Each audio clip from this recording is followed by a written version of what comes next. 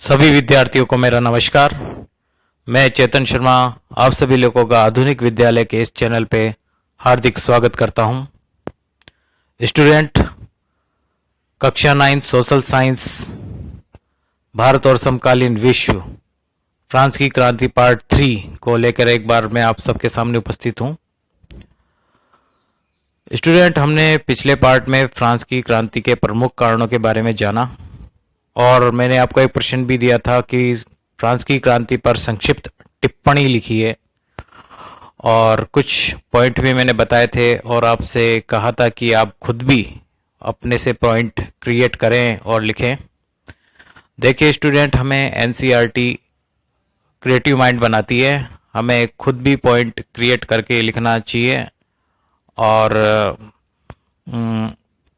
जैसे पासबुक वगैरह में हमें बना बनाया आंसर मिल जाता है, लेकिन हम खुद से अगर आंसर बनाएं और एक लिखने की एक शैली हमारे में एक सृजित करें तो एक क्रिएटिव माइंड हम बन पाएंगे। तो उम्मीद करता हूं कि बच्चों आपने ये सब होमवर्क किया होगा।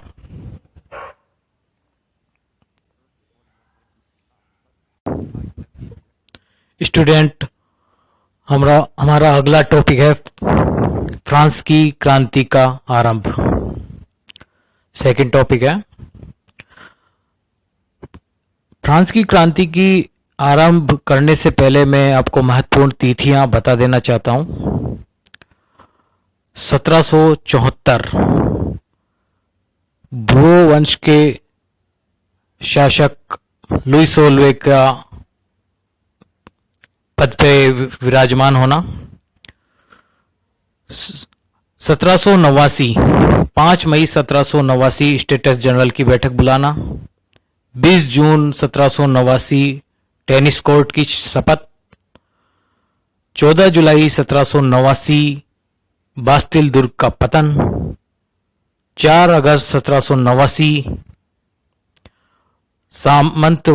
सामंती व्यवस्था का समाप्त करना। ये 4 तिथियां तो आपको 1789 की है, 5 मई, 20 जून, 14 जुलाई और 4 अगस्त। मैं इन तिथियों पर आपसे चर्चा करूंगा डिटेल में। 14 सितंबर 1791 को संविधान को मान्यता देना और संवैधानिक राजतंत्र की स्थापना। 21 जनवरी 1793 को लुई सोलवा को गिलोटिन पे यानी फांसी पे चढ़ाना। और 1795 से 1799 तक डायरेक्टरी का शासन का समय। 1804 में फ्रांस का सम्राट नेपोलियन बोनापार्ट का बनना, यानी नेपोलियन बोनापार्ट 1804 में फ्रांस के सम्राट बनते हैं। 1815 में वाटरलू का युद्ध, जिसमें नेपोलियन बोनापार्ट की शिकस्त इंग्लैंड के द्वारा। और 1821 में सेंट हेलेना द्वीप पर नेपोलियन बोनापार्ट की मृत्यु। स्टूडेंट, इतिहास में तिथियों का बड़ा महत्व है,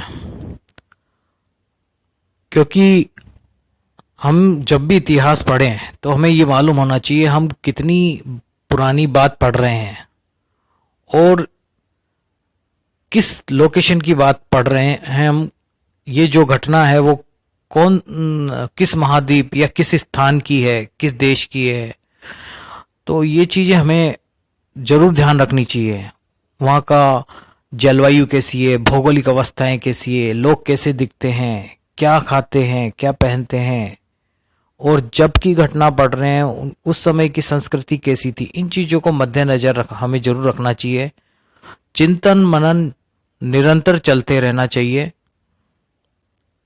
तो हमें इतिहास कठिन नहीं लगेगा और बहुत अच्छा और रोचक लगेगा। स्टूडेंट, मैं आपको यहाँ ये बता देना चाहता हूँ कि वाटरलू के युद्ध में नेपोलियन को हराने में इंग्लैंड के साथ साथ ऑस्ट्रिया, रूस और प्रशा भी शामिल थे। फ्रांस की क्रांति का शुभारंभ या आरंभ बोले, फ्रांस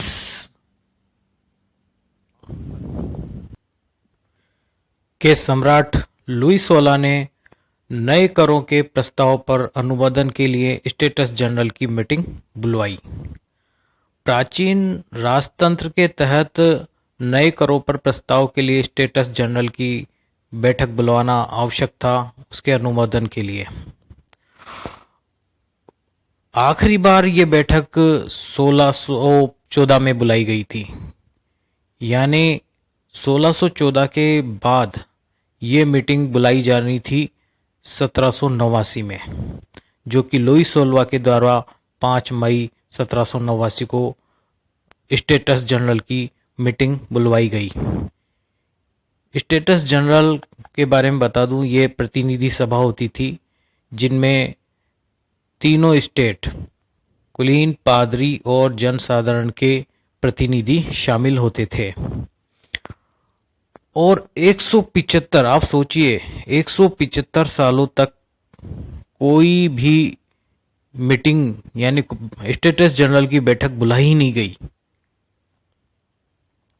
लुई 16 के द्वारा 5 मई 1789 को ये मीटिंग बुलाई और वर्साई के महल में एक शानदार से आलीशान भवन में को सजाया गया और वहाँ पे स्टेट्स जनरल की मीटिंग का आयोजन किया गया, जिसमें कुलीन और पादरी के 300 प्रतिनिधि शामिल थे और थर्ड स्टेट के 600 प्रतिनिधि शामिल थे।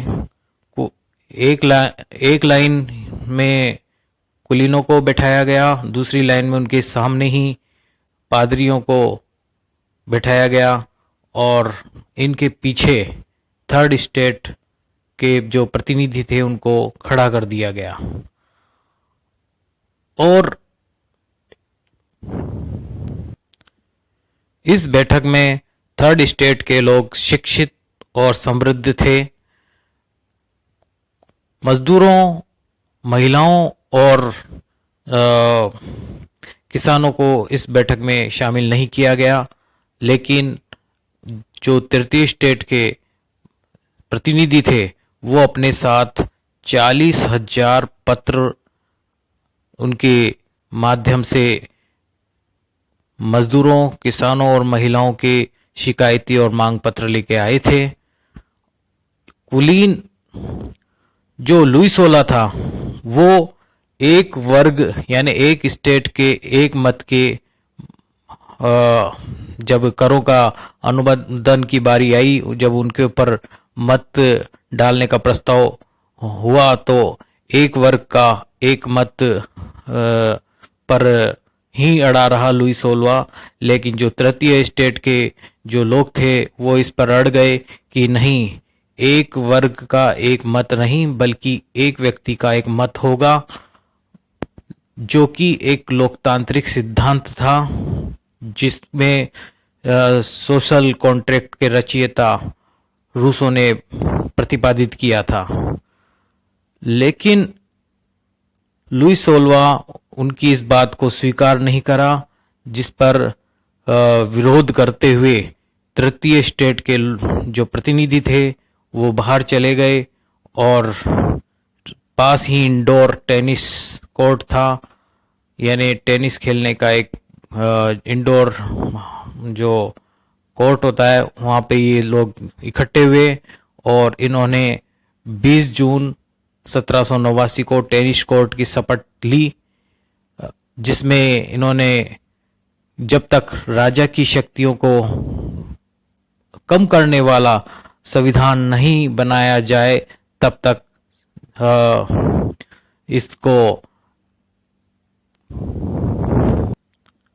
अर्थात कहने का तात्पर्य यह है कि जो तृतीय स्टेट के सदस्य थे, प्रतिनिधि थे, वह अपने आप को राष्ट्र के प्रवक्ता मानते थे और उन्होंने अपने आप को राष्ट्रीय असेंबली यानी नेशनल असेंबली घोषित कर दिया और एक संविधान बनाने का निर्णय लिया, जिसमें उन्होंने ये शपथ ली कि जब तक हम राजा की शक्तियों पर अंकुश लगाने वाला संविधान नहीं बना लेंगे, तब तक इस संविधान सभा या इस राष्ट्रीय सभा नेशनल असेंबली को भंग नहीं करेंगे, जिसका नेतृत्व मिराबियो और आबेशियो कर रहे थे।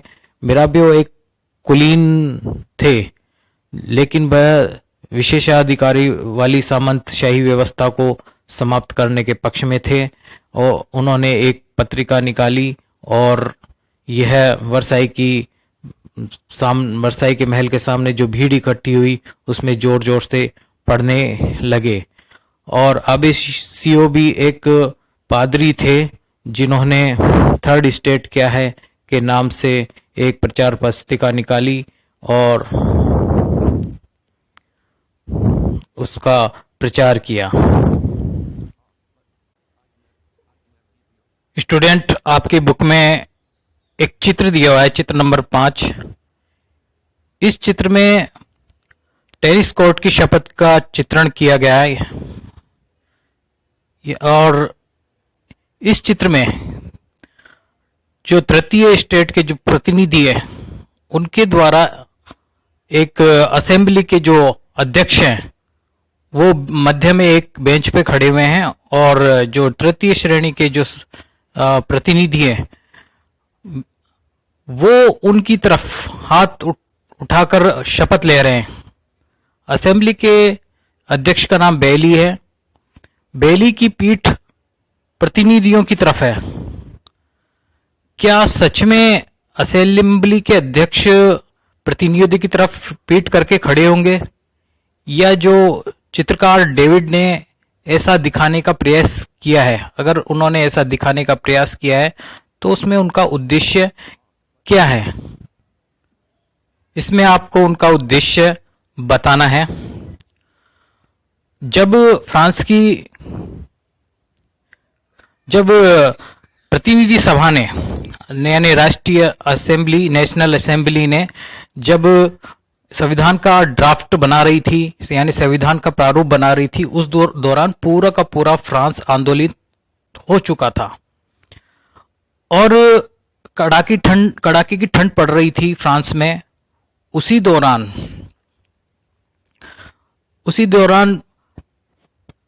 कि पाव रोटी की कीमतें भी बढ़ गई। एक तरफ फसलें भी नष्ट होती जा रही थी, एक तरफ पाव रोटी की कीमतें बढ़ती जा रही थी। उसी दौरान जो बेकरी के मालिक थे उन्होंने इस मौके का फायदा उठाकर जमाखोरी शुरू कर दी। महिलाओं के द्वारा जो लाइन में लगी हुई थी, घंटों लाइन में लगने के बाद बेकरी पर उन्होंने हमला बोल दिया। दूसरी तरफ पेरिस में सम्राट ने सैनिकों को पेरिस में घुसने का आदेश दे दिया। 14 जुलाई की घटना है ये, जो हम पहले भी पढ़ चुके हैं। और उसी दौरान आंदोलनकारियों ने बास्तिल के दुर्ग को निस्तेनाबूद कर दिया यानी ध्वस्त कर दिया। यही स्थिति गांवों में भी थी यानी देहात में यह अफवाह फैल गई कि जो जागीरदार हैं उन्होंने भाड़े के लठेत बुला लिए हैं और वो उनकी खड़ी फसलों को नष्ट कर रहे हैं। इसी को लेकर जो किसान थे उन्होंने कुदाल लेकर जो किले थे, दुर्ग थे देहात के अंदर, उन्हें तोड़ डाले और जो अन्न भंडार थे उन्हें लूट लिया और लगान के जो दस्तावेज थे उन्हें जला करके नष्ट कर दिया। पूरा का पूरा फ्रांस आंदोलित हो चुका था। अपनी प्रजा की शक्ति को देख करके लुई 16 ने राष्ट्रीय असेंबली यानी नेशनल असेंबली को मान्यता दे दी और अपने शक्ति पर अंकुश लगाने को भी स्वीकार कर लिया गया। 4 अगस्त को, मैंने आपको ये तिथि पहले भी बताई थी, 4 अगस्त को कर, कर्तव्य और विशेषाधिकारों वाली सामंती व्यवस्था को एक प्रस्ताव के द्वारा नेशनल असेंबली के द्वारा इसे भी समाप्त कर दिया गया। पादरियों के विशेषाधिकारों को भी समाप्त कर दिया गया। जो धार्मिक कर था टाइथ, TITHE टाइथ, उसको भी समाप्त कर दिया गया। चर्चों के पास जो जमीन थी उस पर अधिकार कर लिया। यानी सरकार के पास कुल 20 अरब लिब्रे की संपत्ति आ चुकी थी। यहां पे सरकार उस समय नेशनल असेंबली ही थी। 1791 तक संविधान का प्रारूप बना लिया गया नेशनल असेंबली के द्वारा और उसे लागू भी कर दिया गया और एक संवैधानिक राजतंत्र की स्थापना हुई। यानी राजा की शक्तियों पर अंकुश लग गया संविधान के द्वारा। पहले जो तीनों शक्तियां एक ही व्यक्ति में थी, सम्राट में, वह अब 3 अलग अलग शक्तियों के पास हो गई, कार्यपालिका, विधायिका और न्यायपालिका। यानी कि शक्तियों का हस्तांतरण कर दिया गया। स्टूडेंट, आज लोकतांत्रिक व्यवस्था में इसी व्यवस्था को अपनाया गया, यानी कार्यपालिका, व्यवस्थापिका और न्यायपालिका, तीनों शक्तियां अलग अलग पृथक पृथक कार्य कर रही हैं। स्टूडेंट, अब मैं आपको कुछ प्रश्न लिखवा रहा हूं, आप वीडियो को पॉज करके इन्हें नोट कर सकते हैं। छोटे छोटे प्रश्न हैं। प्रश्न नंबर 1, स्टेटस जनरल की बैठक लुई 16वां के द्वारा कब बुलाई गई? इसका उत्तर है 5 मई 1789 को। स्टेटस जनरल की बैठक लुई 16 से पहले कब बुलाई गई थी? इसका उत्तर है 1614 को, यानी 175 साल पहले। दोनों में 175 साल का अंतर है। लुई। प्रश्न नंबर 3, स्टेटस जनरल क्या है? यह एक प्रतिनिधि सभा है जिसके अनुमोदन के पश्चात ही टैक्स लगाए जाते थे। टेनिस कोर्ट की शपथ कब ली गई? टेनिस कोर्ट की शपथ 20 जून 1789 को ली गई। नेशनल असेंबली का नेतृत्व किसके द्वारा किया गया? मिराबियो और आबेसियो के द्वारा। सोशल कॉन्ट्रैक्ट के रचयिता कौन है? रूसो। जॉन लॉक की पुस्तक का नाम बताओ। 2 ट्रीटाइज ऑफ गवर्नमेंट, अर्थात शासन पे 2 निबंध। द स्पिरिट ऑफ लॉज किसकी है पुस्तक? मॉन्टेस्क्यू। सामंती व्यवस्था को कब समाप्त कर दिया गया? 4 अगस्त। बास्तिल के दुर्ग को कब ध्वस्त कर दिया गया था? 14 जुलाई 1789। धार्मिक कर क्या था? धार्मिक कर था टाइथ, TITHE, टाइथ, जो उपज का कुल 10% होता था। फ्रांस का संविधान कब बन के तैयार हो गया और उसे कब लागू किया गया? 1791 में। अब मैं स्टूडेंट आपको एक बड़ा प्रश्न दे रहा हूं जिसे कम से कम आपको 2 पृष्ठ में लिखना है। फ्रांस की क्रांति को संक्षेप में लिखिए, अर्थात फ्रांस की क्रांति का संक्षेप में उल्लेख कीजिए। यानी अभी तक जो भी मैंने घटना बताई है उसको आपको संक्षेप में अपनी नोटबुक में लिखना है और फिर आपको अगले वीडियो में हम मिलते हैं अगले टॉपिक के साथ। बहुत बहुत धन्यवाद। चैनल को सब्सक्राइब कीजिए, लाइक कीजिए और शेयर कीजिए।